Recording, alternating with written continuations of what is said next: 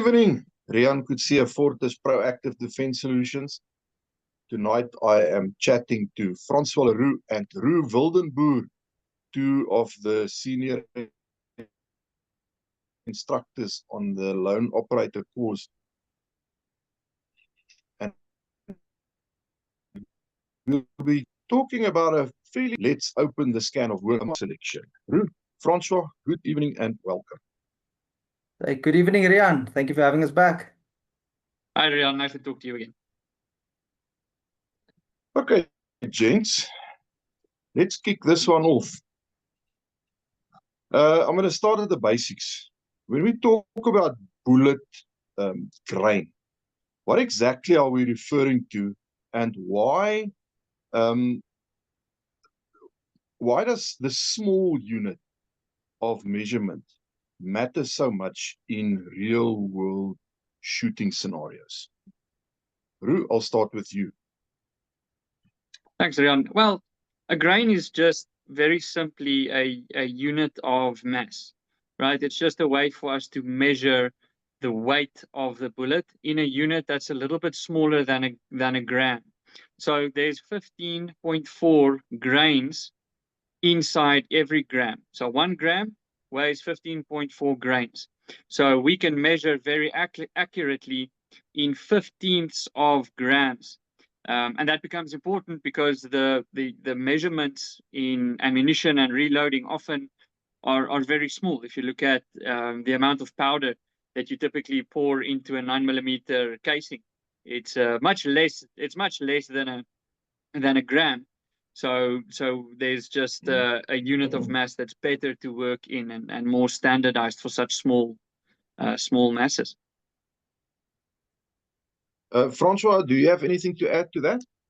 Yeah, so it's also, it comes from it actually means grain, like a physical grain C. So that's where it actually comes from. So it's also a very old unit of measurement that used to be used. So yeah, so it's just a very fine, like Roux said, unit of measurement, because using grams is just gonna be too much. And then you have to start using in tenths of a grams and hundreds of a gram, and it just becomes too complicated. So the system we have worked very well. So the reason why it matters in real world scenarios is makes a difference at the end of the day to the speed and accuracy of that round. The mass of the mass of the bullet, as well as the mass of the powder that goes into the casing, is measured in grain. So often when you hear guys talk about self-defense ammunition, they refer to the mass of the actual bullet that is being fired. The mass of the propellant or the powder inside of the casing, that determines how fast that bullet is flying. So in a self-defense scenario, both the mass of the bullet as well as how fast it is flying are two of the big factors that influence how well it's going to perform. Yeah, like Roux says, it makes a difference. It's something that you have so to. Reloading is quite, isn't it? Carry on. Yeah, so it makes a difference on the amount of powder you load and the bullet weight that you shoot, because there's all of it can be basically then customized to what preferably you want to do with it, what the round was intended to do. And then yeah, reloading comes in, and then it becomes a whole another can of worms that you can open up for yourself to customize everything to your preference, how you want to shoot, what you want to shoot. Okay, I'm going to move on to the next question. How does bullet weight directly impact velocity, recoil, terminal performance, especially in common calibers like 9mm or 45 ACP? Francois, while you're on the screen, I'll just go with you. Yeah, Rian, so basically it's that every action has an equal and opposite reaction. So basically you've got a weight of the bullet, a certain amount of grain. So let's say a 115 grain projectile that you now want to push down that barrel. Now that's going to take a certain amount of force because it's got friction, and all of that we now need to take into consideration. So if we take a squib load, which is a malfunction that you can get, which is usually too little powder, contaminated powder, anything like that, that basically means that there was not enough pressure at the rear of that bullet to actually push it out of the barrel. So now if you get that, how we simulate it, if we do need to show it to students, is we usually only load a primer, which is just gives enough to ignite that powder. And it basically just pushes the bullet into the barrel. So yeah, so now you have to play with that and also what your firearm likes. You need to get that load of powder on the back of that bullet pushing on it to get it working forward towards your target, what your firearm likes basically. So that's what I always play around with. I like to get it to where my pistol handles it the best. And yeah, that's my basic mythology behind it.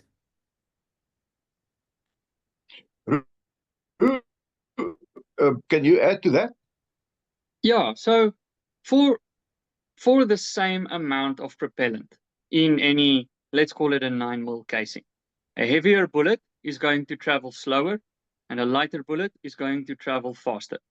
You've got a certain amount of pressure building up in the chamber, and a heavier bullet needs more pressure to be launched forward and through the barrel, to be squeezed through the barrel. And because it is heavier, it needs more force and more pressure to get to a certain velocity. So for the same amount of propellant, a heavier bullet will come out of the front of the barrel a lot slower. Now, there's a couple of variables that need to be considered here. Mm-hmm. So barrel length is one. The longer time that bullet spends under pressure, the more opportunity it has to pick up speed, to increase its speed. So if you have a shorter barrel, often you see that ammunition that fires at 1,000 foot per second in your friend's longer barreled gun now only fires about 900 feet per second out of your gun. Now that's just an example. If you, for the same bullet weight, increase the propellant inside of your casing, obviously the logical conclusion is that the bullet is going to travel faster. The difference that this makes in a self-defense scenario, though, comes down to what you want to achieve. So if you have a heavier bullet, typically heavier bullets have more momentum, which means they need more force to stop, and their velocity is decreased less if it hits a barrier like glass or clothes or something.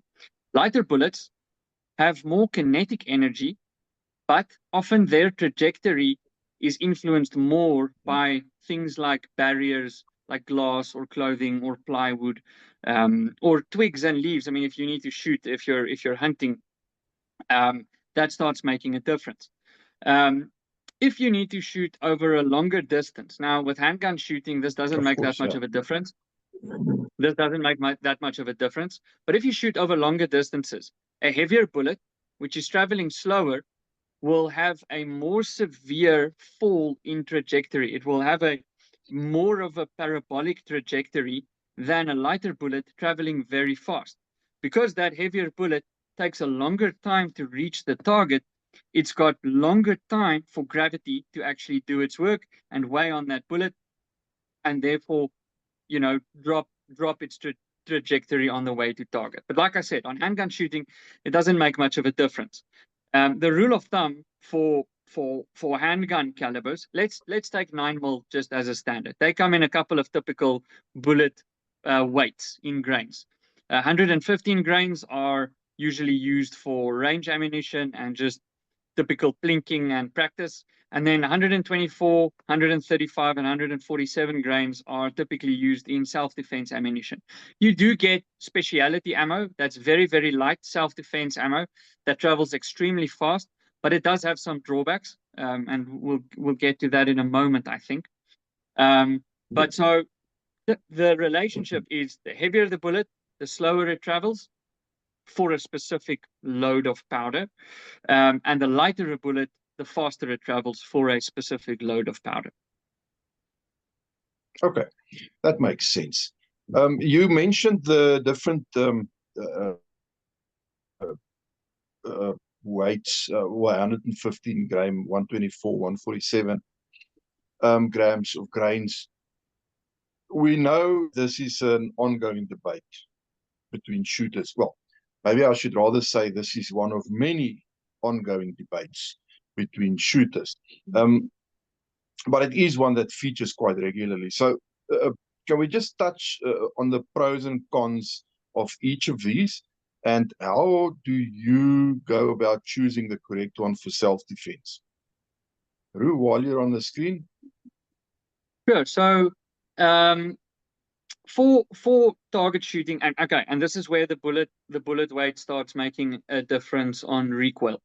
So because a lighter bullet travels faster, often the recoil on the handgun feels snappier. It feels faster.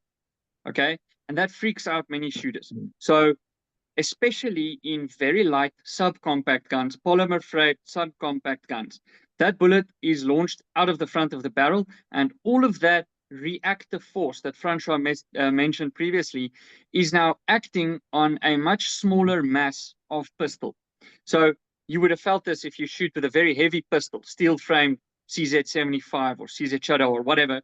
The recoil feels in your hands a lot less for any type of ammunition compared with, say, a Glock 43X or something similar. It's a lighter gun, so the reactive force is more. It feels, the recoil feels more severe in your hand.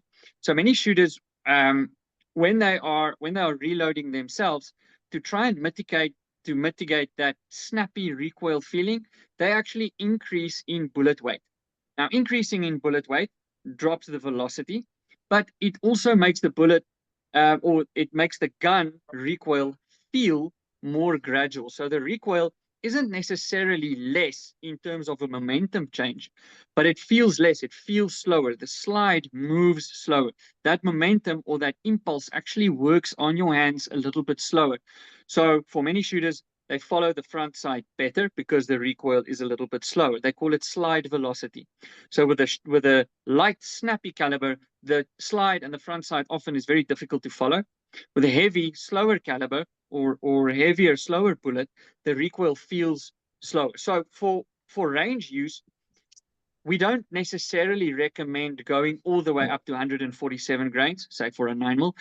You know, in my mind, mostly because of price. You know, the 147 grain bullets for those of you who reload, as well as those of you who buy ammo, is significantly more expensive than what you get for the typical SNB or Fiocchi 115 grain range ammo.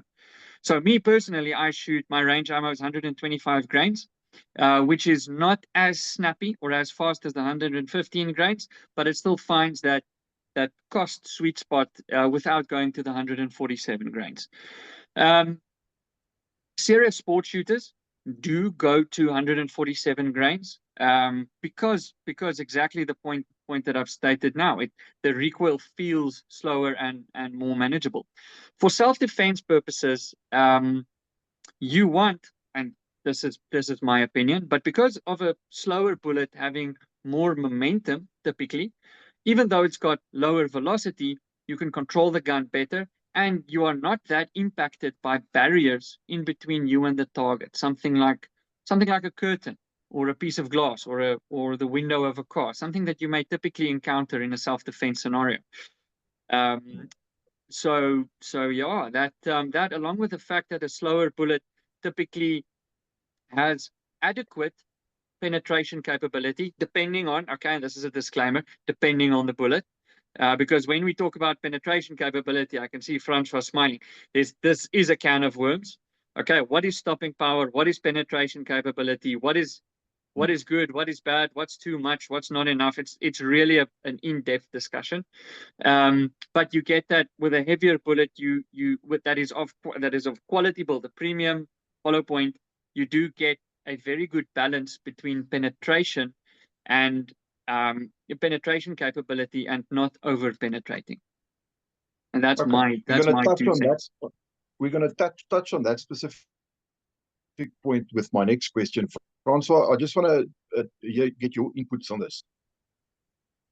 Yeah, so Roux covered most of it, but just on the basic stuff, just some add-ons is, so yeah, so people think yeah, you have to change between it, but you have to find something comfortable for you. So especially on smaller guns like Roux mentioned, is find something that works for you. You can shoot the hottest load, but if you're scared of the pistol, it doesn't help. We've seen guys on the range that accidentally load their self-defense ammo, and when that first shot goes off, that guy scares himself witless there. Because he's so used to the ammo that he buys, that's loaded low. It's mass-produced ammo, so it's loaded for competitive pricing, and it's so the recoil and the snap of that is not as much. But he's got 115 grain plus P plus ammo for self-defense, and then when that thing goes off, your hands actually tingle, especially on the smaller pistol. So it's something that you need to taste and work. We'll also get to that a little bit more, but yeah, it's just something to play around with. There's like Roux said, the Okay. information's there. Just work it. Work it and focus. Yes. So from a Francois, from a training and safety standpoint, what are the practical implications of using full metal jacket rounds versus jacketed hollow points, and why is this distinction critical for civilian firearm owners? Yeah, so there's one thing I want to touch on. So if I help one person with this, I'll be happy. Don't smarty box ammo. Don't load one hollow point and then one snake shot and then one full metal jacket, because the first round I'm gonna have to shoot through glass, and the second round I'm going to do this with, and the third round, one, you're never going to remember where those rounds are. It's not going to happen. And the second thing is, if you want to shoot full metal jackets, that's all up to you. That's your personal preference. Go right ahead. I know a few guys that says they're not wasting money on hollow points because it is more expensive. It is just what it is. It's a lot of science and work that goes on behind it. If you go deeper into the and how they expand and all that, it's very interesting. But it's a something that you must knowingly go into and say, okay, this thing might overpenetrate. This might do this, might do that. Um, but it's a luck of the draw kind of thing. One round will overpenetrate, the other one won't. It's not something you can guarantee. But hollow points are proven to be better at I wouldn't say stopping power. That's that word that there's no such thing as stopping power, but at expanding and actually ending a threat, doing more damage to a threat, and then basically causing that attack to stop, which is at the end of the day what we want. So proper hollow points, not some Hong Kong made thing that's not been properly tested, but ones that properly expand is definitely the way to go. My personal opinion, I wouldn't necessarily say you have to go plus B plus. If you want to do standard loads, then do standard loads. Personally, I like the plus Bs on my pistol. They shoot very well. They're comfortable for me. But there's, like I said, people have got small firearms and then they try and shoot a plus B plus out of that thing, and they scare themselves out of their wits because for no noticeable gain on a shorter barrel, like Roux said. It's not going to make that much of a difference, in my personal opinion. So yeah, that's my take on that. Roux, just before I ask you to expand on that from your point of view, I just want to mention, now that you mentioned smarty boxing ammo, that way back, like probably 30 years back, I had a 38 special, and for a while there I smarty boxed ammo like crazy because we thought it was cool. So I have been guilty of that one myself. I just want to put it out there. Okay, so No you judgment. can No judgment. Yeah, I No think all of judgment. us have been of that one. Yeah, you're so I think welcome. I've been guilty. Well, the viewers are welcome to judge me in the comments. It's okay. I have a thick skin. So, Roux, your ideas on that question with Yeah, not right. the So smarty box one. We know what you think. what I agree fully. I agree fully with Francois. Please don't smarty box. You will not have the luxury of knowing or planning what the scenario is that you end up having to use your firearm in. And today's high quality ammunition are, as Francois was mentioning, the hollow points are very good at penetrating hard barriers. They're made to expand on soft targets. And it's about, and like Francois said, it's about energy transfer. So it's not that hollow points kill the bad guy deader. That's not the purpose. It's to decrease the risk of over penetration, right? Because you may be forced to draw your firearm in a situation where there's other people running around, and you don't want over penetration. You want, if a bullet does exit the target that you were shooting at the back, it should have as little as possible kinetic energy. For range use, shoot whatever, but be mindful that you should try and get your range ammo to work more or less the same and feel more or less the same as your carry ammo. You're never going to get it 100% right, and there's other things to consider, like cost. Definitely for all of the shooters in the world, and specifically in South Africa nowadays. But yeah, range use, typically full metal jackets, more than good enough. For personal carry, we say, consider hollow points purely because they tend not to over penetrate that much. Now I know for that somebody is going to watch this video and on that point say, but you often read and hear about SAPs stopping people and then giving them a lot of drama about the fact that they have got hollow points in their firearms. So, Roux, while you are on the subject, can you maybe just give some clarity on that point? It's a very big misconception. None of us here are legal experts, but what Roux is going to say now is the facts. What we say as instructors is certainly informed by professional legal opinion. So it is completely legal to carry hollow points. If you bought it in a gun shop and you had to show your license and fill in the book, and it's a gun shop with the correct accreditation and correct dealer's licenses, and you bought it legitimately and you showed your license when you were buying it and you were there in person, then it's completely legal to carry. The police are often under the misconception or the willful, intentional misconception that that you're not allowed to carry it because they are not issued hollow points. So they often just I don't know why, just to hassle you, or because they are under a misimpression.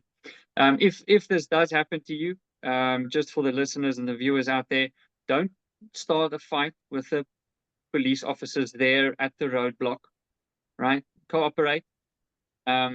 Giving up your 15 hollow points is not worth spending a night or a weekend in jail because of an officer now feeling like he wants to arrest you because you are now becoming aggressive or whatever. If you do want to press the issue, stay polite, but ask to go to the station, see the station commander, and then often the situation is resolved that way. But it is completely legal, just as the bottom line. It's completely legal to carry hollow points. Okay, 100%. Firearm design, things like recoil, spring tension, barrel length, and so on. I just want to touch on that again. I know you've touched on this earlier. I just want to maybe expand on that. Can you break down how firearm design might influence which bullet weight functions best? Roux? Yeah, so like we discussed previously, both me and Francois, the lighter guns typically have more felt recoil because of that reaction force, and that momentum change has a bigger impact on a light object than on a heavy object. What you must be careful for is not shooting overloaded ammunition or plus P or plus P plus ammunition on a gun that's maybe too tiny. You will wear out. Not necessarily. We're gonna touch on plus P plus and stuff, right, ammo in the second video in this series. That's right. But so hot ammo, you have to understand when the explosion happens, or not an explosion, when the combustion happens inside of the cartridge and the bullet leaves the barrel, then the slide starts moving back. The slide starts moving back with a force that is exactly the same as the force that the bullet leaves the barrel with. Okay, so it's a momentum change. The bigger that momentum change, the faster and with the more power that slide comes back. So often what you find is recoil springs that have been worn that are not providing enough resistance to that slide moving back. Then the slide actually connects very aggressively with a massive impact on whatever is stopping that slide from moving back. Now, this depends on gun design, but you've often got a metal block of sorts that slide hammers against every time it comes back. Now, often that can lead to fractures in the slide if you shoot overloaded ammunition all the time. So don't do that. Other than that, pay close attention to how old your gun is. Often the older guns, like if you've got antique, like revolvers or old 1911 pistols that have been refurbished or that the frame may have weakened, try not to overload the ammunition or shoot hot ammunition frequently. Those firearms may actually fail. But other than that, a new modern handgun should be able to take quite a lot of punishment, but only if you maintain it properly. So one of the big things with regards to recoil is replacing recoil springs plus or minus every 10,000 rounds. If you don't do this, even normally loaded ammunition starts running the risk of damaging your slide, purely because of that unmitigated impact on impact on impact that's now exaggerated because your recoil spring is worn. Your recoil spring is there to soften the blow that the slide has on the frame of the gun. So if that recoil spring is worn, something's going to give at some point. That's why keep your recoil springs fresh. 10,000 rounds, that's what they're meant to do. And keep your gun well lubed. You know, that will further prevent wear, but not necessarily that much because of badly loaded or incorrect ammunition, just because of dirt and grime and stuff like that. So yeah, lighter guns recoil a lot. So just pay close attention to that when you purchase firearms and when you select ammunition for that firearm. Roux, thanks. Francois, do you want to add something to that?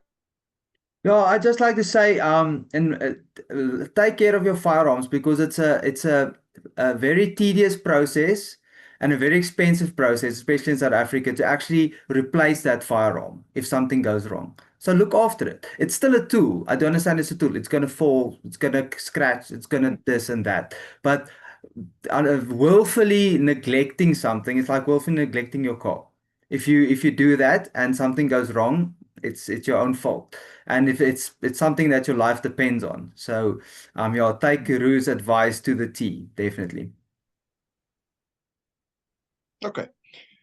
Gents, thanks. I'm going to stop the first part of this video there, unless you want to add something about the points we've already discussed. And then just for the viewers, as always, please like and subscribe. If you find the content of our videos interesting, feel free to ask questions. We do check the questions, and this conversation we are having is actually as a result of a question that a gentleman asked on a previous video. Can we discuss this? And here we are discussing it. So we do see comment and your questions. Help us grow it. Thanks. And then if you are interested in learning more about the Lone Operator training program, there's always a link below the videos. Click on that and go get all the info that you require. And hopefully we see you at one of the Lone Operator courses one of these days. Francois and Roux, thank you so much for your, and we will talk again very soon. Cheers.